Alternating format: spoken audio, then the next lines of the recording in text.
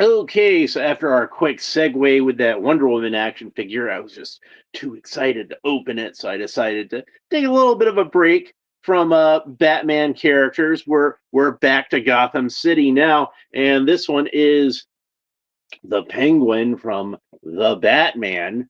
And I think it's well known at this point that I'm not a big fan of this movie, to put it mildly.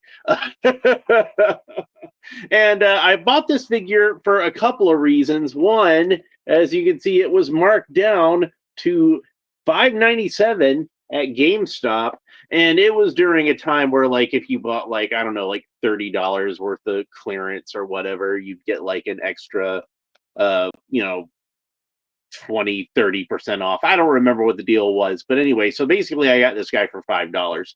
So anyway, let's go ahead and open it up.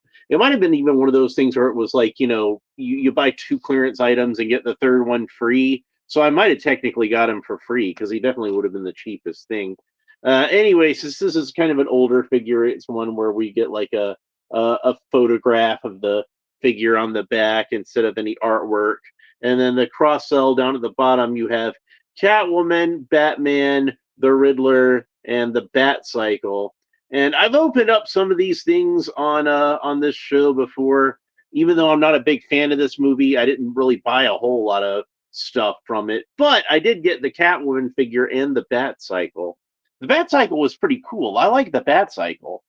Like to paraphrase uh Mr. Plinkett, I liked the design of the Bat Cycle in this movie so much. I think it was actually so good that Matt Reeves probably had nothing to do with its design and probably, in fact, actively fought against it. Uh, Bobby Wald is here, and he says, "Trick arrows. Everyone has it, but does anyone have trick umbrellas like the Penguin? Well, not this version of the Penguin. Most versions would, and that's pretty awesome. Mr. Loki Lego is here. Eh? Yeah, it says, "What's up, bro?" Yeah, and Earth Dude is here. Says, "We Batman." So yeah, we got a full house today. Got three people here. Anyway, so let's go ahead and get him opened up.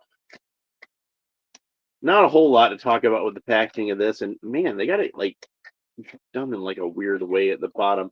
So let's go ahead and get him out. Yeah, he doesn't come with an umbrella because he didn't really use an umbrella in the movie. There's one shot, I think, of the Penguin with an umbrella in that movie, and it's when it's raining, so everybody has an umbrella. Ugh. So if I was smart, I would have done this at the time that the HBO Max Penguin series had first come out and taken advantage of that. But I didn't think about it at that time. I think that might have been like while I was busy doing something else. Maybe that was during Black History Month. I don't remember. Whenever that show came out, I didn't watch it because I didn't really like the Batman movie. I didn't really wasn't really interested in any more of it. And I heard the Penguin show was actually pretty good, but to me, it's like I didn't see the point of watching it because it was based on a movie I didn't like, and like I'll get into this in a second. There's the figure stand. It's a matte black figure stand with the glossy black DC logo embossed onto it. It's the older style of figure stand at this point. And then the trading card with the same piece of artwork on the back. There's what the back of the card looks like, and it reads The Penguin, the Batman, data file, real name Oswald Cobblepot. This is false because on the Penguin TV show, they said that his real name is just Oz Cobb. Because Oswald Cobblepot is a silly name. We can't use that on our super serious version of Batman. So now his name's just Oz Cobb. So he's not even named Oswald Cobblepot. Like just take everything that makes the Penguin like an interesting and unique and distinct character and just remove it and make him as much of a generic gangster as you possibly can. Uh, anyway, the Penguin, otherwise known as Oswald Cobblepot, that's what it says on the trading card, is the proprietor of Gotham's exclusive nightlife hotspot, the Iceberg Lounge. Oh, hey, that's something that actually is like the character in the comic book. How did that get in there? Uh, While the shady crook is known for running his mouth, he harbors not so secret designs on running the city's criminal underworld. All right, whatever. So, so yeah, and I had people ask me, "Well, didn't you watch the Penguin show? It was actually really awesome." And I'm like, "Yeah, if I want to watch a gangster drama on HBO Max, I'm going to watch The Sopranos." So he's got double rubber tabs around his waist, and it looks like that's the only rubber tabs that this guy has. So let's go ahead and get him out of here. And his accessories that he comes with is just 2 extra hands. No umbrella. No umbrella. So let's go ahead and get that out of there. All right. Yeah, I like I said, I heard that the show was really good actually, and I heard this even from people who didn't really like the movie. But I don't know, it just the fact that the movie I hated it so much, it just kind of ruined any kind of interest I might have had in the show. Although I will say that I did think that Colin Farrell was one of the better things in the movie.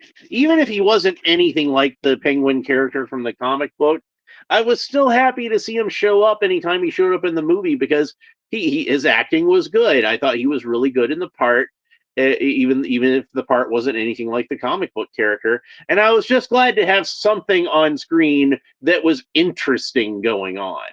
So here we got the Penguin out of the package, and do I have around here a Batman figure from from the Mcfarlane line? I do, because I almost always have this guy over here, the Fabok Batman, and he's not even short.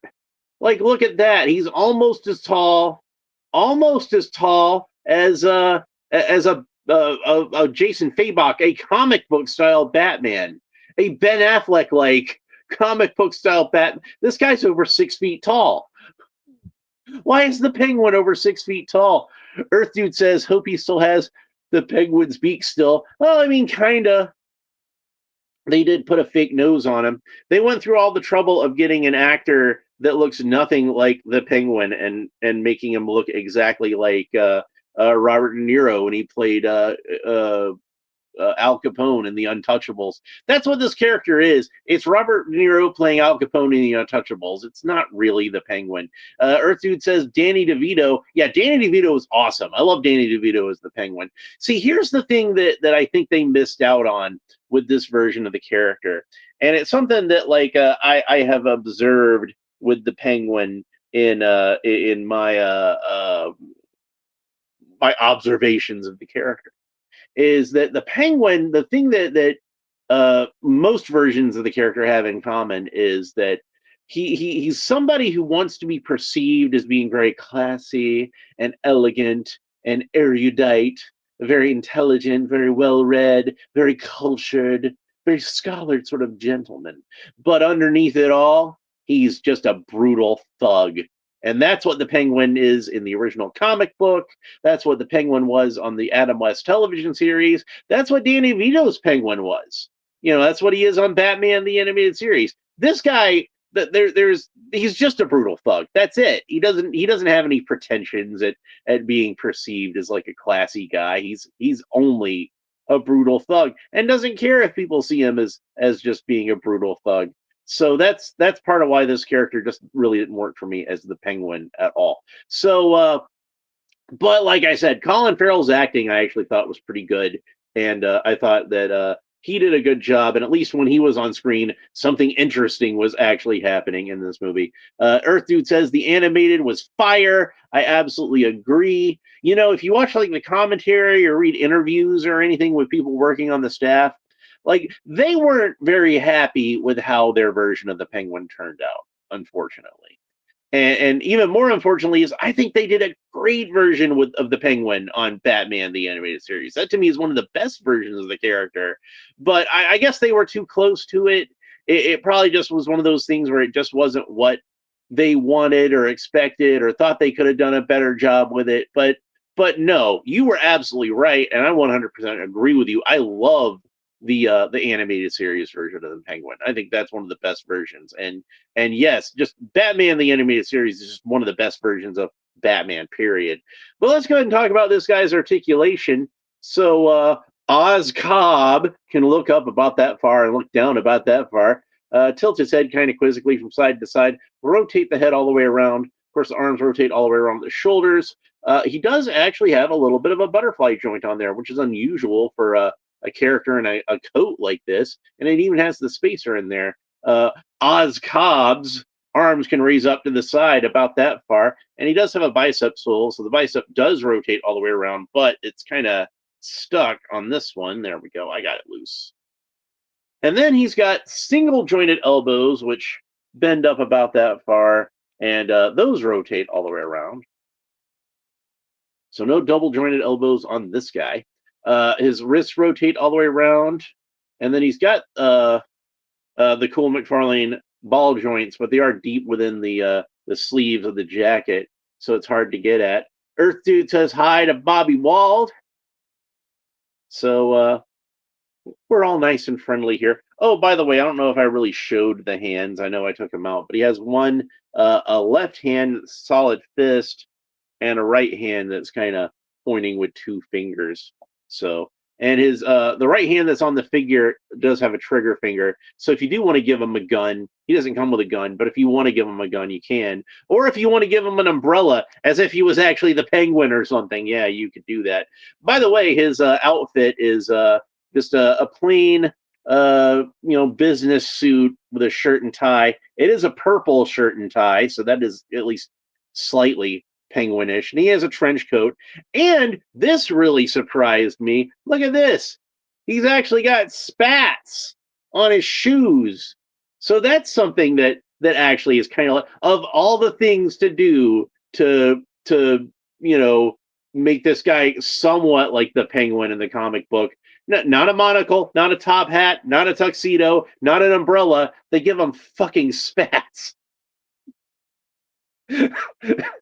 Yeah, I just dropped an F-bomb. That's how much this bugs me. Anyway, let's get back to the articulation. So the waist does rotate all the way around, even under all these jackets. I kind of got stuck a little bit there, but whatever. I don't know like how well the articulation. It does look like it does do some kind of side to side, back and forth, front and back. And he does seem to have an ab piece underneath, because that actually got kind of stuck underneath the coat. But I don't know why that really matters, since you can't see that anyway. But yeah, part of the reason I bought this guy was I wasn't even really going to leave him as the Penguin anyway. I was planning on transforming this into Harvey Bullock, because I really like that. Bobby Wald says hi back to Earth Dude. So there we go. Always nice to see people interacting in the chat. I enjoy that. So anyway, Penguin can kick up about that far. I'm surprised he can even kick up that far. And he's got a single joint of articulation at the knee. Oh, it's so stiff. I can get it to go. Come on. Maybe that's about as far as it goes. That might be about as far as it goes. Let's try with the other knee. Yeah, it's really stiff, and it doesn't bend that far. I think it probably would bend a little bit further than that, but it's just so stiff, and I don't feel like dealing with it that much. And he does have cool Mcfarlane ankle articulation, but again, with the pants legs, it doesn't really do a whole lot of good. So the articulation on this figure, if it was most action figure companies, I'd say it's pretty good. But for Mcfarlane, this articulation is pretty lousy. But he's kind of a stocky figure with not a whole lot of it's very thick, and he's got a lot of layers to him as far as the clothing goes. So he's just not really going to be a very posable figure. Like, even if he had like the correct amount of joints for Mcfarlane, and he had double jointed elbows and double jointed knees, I can't imagine it would be moving around that well. Yeah, love the 20s, 30s. The theme Batman is like the era that it's in. Yeah, the animated series I thought was cool because it had that sort of like with the 1989 movie that preceded it, that sort of ambiguity to what time period it took place in. Like it seemed kind of 1930s ish in a lot of ways, but they had televisions and cell phones. you know, not cell phones like we got now. Not cell phones like I can actually go on YouTube and like I'm doing right now. But at least cell phones, like in terms of like portable phones, car phones, like we used to say a lot in the 80s and 90s. But yeah, so I basically bought this guy. I got where I can print out a bullock head for him. So that's what's going to happen. I'll paint him to look like he's in his animated series type outfit. So he'll have like a light blue suit and a gray trench coat and kind of like that sort of cream colored shirt with the red tie, and then the bullet head I'll print out and put on there. So he's going to turn out pretty cool, I think, once I get it done. So I'm going to take this whole figure apart. I think when I twisted it, I think there actually is an ab piece, and I got it twisted around sideways, and I can't get it twisted back around the right way, but I'll take care of that later. So anyway, if you're a fan of this version of the character, if you were somebody who actually enjoyed the Batman, I'm not here to judge you. I will never watch that movie again. I never want to watch that. Does the Bullock? Earth Dude asked if the Bullock has the cigar. Not on the one that I have. It's just a plain head. He doesn't have the toothpick from the animated series either. But whatever. It's still a pretty cool head, I think. But yeah, if you're a fan of this version of the character from either that movie or from the television show, I'm going to tell you right now, you should get this figure because it's a pretty good representation of that version of the character. So if you like that version of the character, this should already be in your collection. You don't have any excuse. Like I said, I found this at GameStop for less than $6.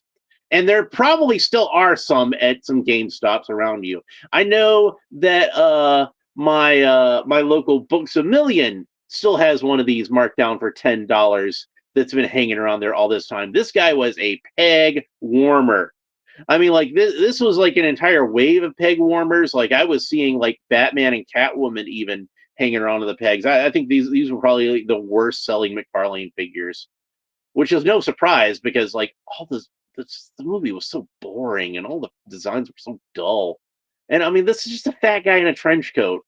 There's nothing like penguin-y about him. He doesn't have the top hat. He doesn't have the monocle. He doesn't have the umbrella. He doesn't even have a tuxedo. They couldn't even put him in a tuxedo. They couldn't even have this guy come with an umbrella, even though he did have an umbrella. At least in one token scene in the movie, they could have had him come with an umbrella, but they chose not to. And that's on Mcfarlane. I'm going to blame Mcfarlane for that. Spin Masters, 3 3/4 inch penguin, at least came with an umbrella. But yeah, you can't say, Earth Dude says you can't say no to $6, make you a holler figure. Yeah, absolutely. And that's part of the reason why I bought this guy was because he was so cheap. I'm not going to turn down a Mcfarlane figure for $5. I don't care what it is. And like I said, I saw some custom potential in this guy. So he's gonna wind up being my Harvey Bullock figure. So, but I'm gonna have to take him entirely, completely apart and repaint him and pop the new head on there. And I think it's gonna turn out pretty cool once I get it done. Anyway, that's pretty much it for Oz Cobb, the Penguin. That's it for this episode. I will apologize to anybody who enjoyed this show. I'm not trying to rag on it too much because I haven't seen it. I heard it was pretty good, but I will rag on the movie because the movie was just 3 hours of boring with like the worst versions of pretty much every Batman character in it. Like, Catwoman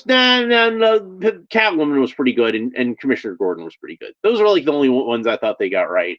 So, Commissioner Gordon was probably like the second best Gordon after Gary Oldman, because Gary Oldman was just awesome. And like Zoe Kravitz was a good Catwoman. I thought she was at least on the better end of Catwoman figures, or Catwoman characters, I think. Anyway, that's it for this episode. Hope you enjoyed it. If you did, make sure that you like and subscribe and all the fun YouTube stuff down below. Leave a comment. Let me know what you think about the Penguin and this the character in general and this figure specifically. But make sure you like and subscribe. YouTube likes it when I say like and subscribe, so I say like and subscribe a lot because it helps with the algorithm, and then more people like and subscribe. And when more people like and subscribe, more people watch the videos, and then they like and subscribe, and it continues on and on and on and on and on. Anyway, that's it for this episode. Next episode, I'll be back. And what do I got next in the pile? I know we got Kite Man. I know we got Year 2 Batman. Oh, we got this guy. We'll open him next. This is Batman from the Cowardly Lot. And he's a pretty cool looking Batman. So we'll open him up next. How about that?